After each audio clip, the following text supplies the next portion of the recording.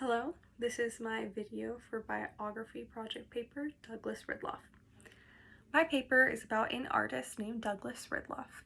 He is an ASL visual storyteller and he founded ASL Slam, which is a nonprofit organization that provides a place for deaf individuals to express themselves through ASL poetry, or ASL Slam. Some of the questions I wanted to get answered in my project paper were what made him begin his career path.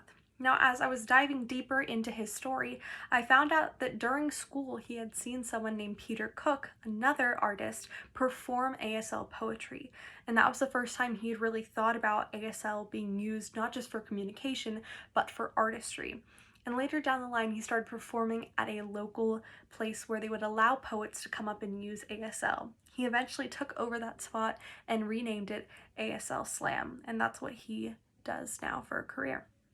The other question that I wanted to get answered was, did he face any backlash in his life? Because number one, being an artist is difficult as it is, but number two, being a deaf artist, that could come with a lot of backlash.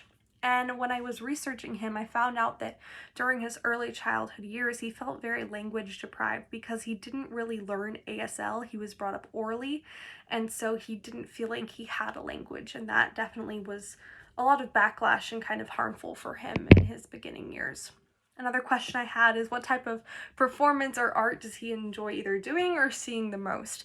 And he talks about his Jewish heritage, and he says that he loves the story of Moses in the Bible, and he loves performing it because he can make the words on the pages really come to life. And he talks about looking at the ocean and making it split. He talks about looking at the beard of Moses, the staff, everything, and how he really enjoys seeing that and translating it into ASL poetry. I also wondered who supported him throughout his career, because this definitely isn't an easy career that you can do by yourself. And he talked about how his wife, Lauren Ridloff, was the one who actually said in the beginning, you need to be on stage performing. And so she has continued to support him throughout his life. I wondered what his favorite project to work on was, and although I couldn't find a direct answer, I think it's pretty safe to say that the Marvel movie Eternals was probably his favorite to work on, because he got to work with his wife, who was starring in the film as a deaf superhero.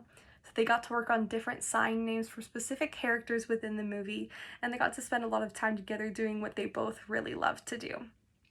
And finally, I really wanted to know what it was like being deaf for him, because everyone has their own unique story. And he said that it was hard in the beginning because, especially without ASL, he didn't have a mode of communication. But then he found ASL and everything just opened up. He loved using it not only for communication, but bringing the world art in a new way through the aspect of deaf culture. He really wants that to be his mission. He wants people to feel like they can have a place to express themselves through ASL, and he wants to reach more and more people with his organization, ASL Slam.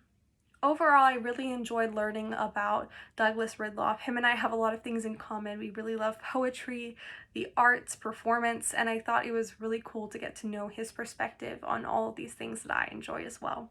So thank you very much for listening.